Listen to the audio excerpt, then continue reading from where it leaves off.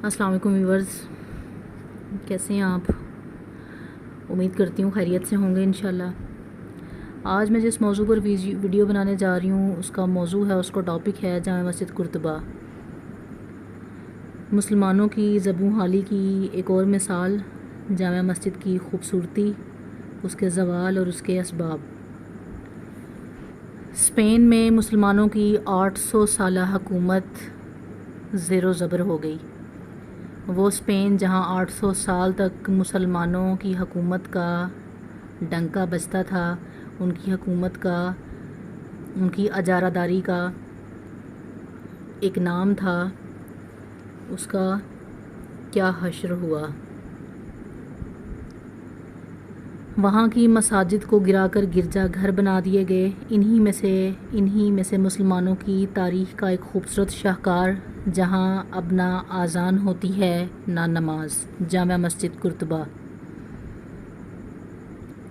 ایک خوبصورت نہر کے کنارے مسجد قرطبہ، جو اب کیتھیڈرل چرچ بن چکی ہے، کبھی دنیا کی سب سے بڑی اور خوبصورت مسجد ہوا کرتی تھی۔ سن 750 عیسوی کی بات ہے، مغلیہ سلطنت کا ایک شہزادہ افریقہ کے جنگلوں میں اپنی جان بچاتے ہوئے مارا مارا پھر رہا تھا۔ یہ شہزادہ کوئی اور نہیں بلکہ عبد الرحمن الداخل تھے، جو سیریا پر عیسائیوں کے قبضے کے بعد اپنی جان بچاتے ہوئے فلسطین سے ہوتے ہوئے مصر میں 755 عیسوی تک مورکو جا پہنچے اور 756 عیسوی کو اسٹریٹ آف جبرالٹر کو کراس کر کے اسپین کے شہر قرطبہ پہنچے۔ اس کے بعد اندلس کے شہزادہ الیوسف البحری کو ہرانے میں کامیاب رہے۔ اس طرح سیریا سے اپنی جان بچا کر بھاگے ہوئے شہزادے نے اسپین میں امیہ سلطنت کی شاخ کے طور پر ایک حکومت قائم کی، اور یہ حکومت 300 سالوں تک قائم رہی۔ اس وقت قرطبہ میں ایک چرچ ہوا کرتا تھا جو 2 حصوں میں تقسیم تھا، آدھے حصے میں عیسائی عبادت کرتے تھے اور آدھے میں مسلمان۔ پھر 784 عیسوی میں سلطان عبد الرحمن بہت ساری دولت جمع کر کے اس نے اس آدھے چرچ کو بھی خرید لیا۔ سننے میں کافی عجیب لگتا ہے کہ کوئی اپنی عبادتگاہ کو کیسے بیچ سکتا ہے، لیکن یہ اس وقت کا رواج تھا کہ عیسائی بہت زیادہ دولت کے بدلے میں اپنی عبادت گاہوں کو بیچ دیا کرتے تھے۔ چرچ سے پہلے کئی ہسٹورین کے مطابق یہاں رومن سامراج کے دیوتا جانوس کا ایک مندر تھا۔ پھر 572 عیسوی میں ویسکوت نے یہاں حملہ کیا تو مندر کو چرچ میں بدل دیا۔ اب اس چرچ کو خریدنے کے بعد سلطان عبد الرحمن اس عمارت کو گرا کر ایک بہت بڑی عبادت گاہ بنانے کا سوچا۔ اس نے مسجد کی بنیاد رکھی۔ اس مسجد کو بنانے میں ہزاروں ماہرین آرٹ اینڈ کرافٹ مزدور گئے تھے۔ عمارت میں قیمتی پتھر لگوانے کے مقصد سے آس پاس کھدوائی کروائی گئی۔ ان کھدائیوں سے الگ الگ طرح کے پتھر اور دھاتیں بھی نکالی گئیں۔ اس سے قرطبہ شہر کا خوب پھولا پھلا، وہاں پہ روزگار ملا، شہر کی خوبصورتی میں اضافہ ہوا، چہل پہل ہوئی، نئے کاروبار کے مواقع ملے، لوگ زیادہ خوشحال ہو گئے۔ جب یہ مسجد بن کر تیار ہوئی تو اس وقت کی سب سے بڑی اور خوبصورت مسجد تھی۔ ہوتی بھی کیونکہ سلطان نے سختی سے حکم دیا کہ یہ مسجد فلسطین، بغداد اور سیریا کی کسی بھی عمارت سے کم نہ ہو، اس کے ساتھ یہ مکہ کی طرح پاک بھی ہو۔ اس مسجد میں ہاتھی دانت، سونا، چاندی، تانبا اور پیتل کی سجاوٹ کو استعمال کیا گیا اور خوشبودار لکڑیوں کی پٹیوں کو خالص سونے کے ساتھ رگڑ کر مزید خوبصورتی کے ساتھ لگایا گیا۔ اس کے ساتھ 856 پلرز تھے جو لائنوں میں لگے ہوئے تھے، اس کے اوپر ریڈ ماربل چڑھایا گیا۔ اس کے بننے کے بعد بھی نئے آنے والے بادشاہوں اور سلطانوں نے اس کی مزید خوبصورتی، تزئین و آرائش پر کام جاری رکھا، جس سے اس کی خوبصورتی، جاہ و جلال، تعظیم میں مزید اضافہ ہوتا رہا۔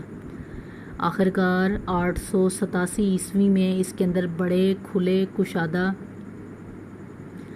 حصے کی توہین کی گئی، حصے کو خراب کرنے کی کوشش کی گئی کیونکہ وہاں پر حالات خراب ہونے لگے۔ بننے سے لے کر بعد تک یہ مسجد بہت نایاب اور دلکش بنی رہی، لیکن وقت کے ساتھ ساتھ حالات بدلے۔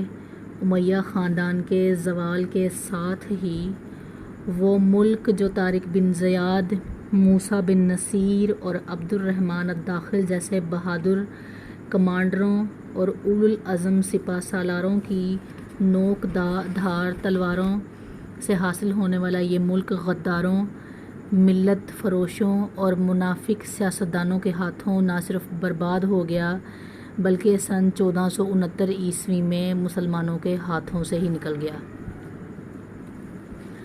اس سے پہلے 1236 میں ہی قرطبہ شہر پر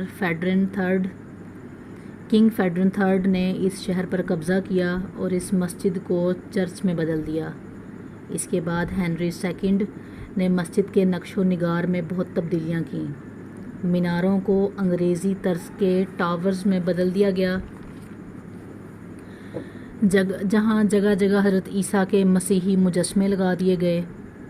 وزٹرز کے لیے انٹرنس کے ساتھ ہی ان کو ہدایت دی جاتی کہ یہاں پر نماز پڑھنا منع ہے، نماز پڑھنے پر پابندی اس وقت سے ہے اور آج تک ہے۔ اس میں ماسک کیتھیڈرل میں محراب کے اوپر بھی مجسمے ہیں، اسے ماسک کیتھیڈرل کہتے ہیں آج بھی، اور اس کی جگہ جگہ اس کے صحن میں، اس کے احاطے میں، اس کے اندر نماز پڑھنے کی جگہوں میں جگہ جگہ مجسمے کھڑے کر دیے گئے ہیں، اور گیٹ پر بھی لکھے گئے مسجد کے نام کو ہٹانے کی پرٹیشن دی گئی کہ اس کے نام کو ہٹایا جائے، لیکن اس پر ابھی کوئی خاطر خواہ عمل درآمد نہیں ہو سکا۔ وہ نام ابھی مسجد وہاں پر لکھا ہوا ہے، لیکن اسے مکمل طور پر چرچ کا نام دے دیا گیا ہے۔ جہاں کرسچنز آتے ہیں وہ اپنی عبادات کو کرتے ہیں، مسلمانوں کا داخلہ وہاں سیاحت کے لیے تو ان کو جانے کی اجازت ہے، لیکن عبادات کے لیے مکمل پابندی ہے۔ ہر سال تقریباً 14 لاکھ سیاح یہاں پر آتے ہیں۔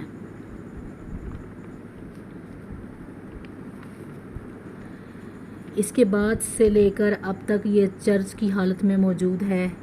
اس طرح اسلام کی چوتھی بڑی مسجد کو چرچ میں بدل دیا گیا، جو کہ مسلمانوں کی تاریخ میں ایک سیاہ باب کی طرح یاد رکھا جائے گا۔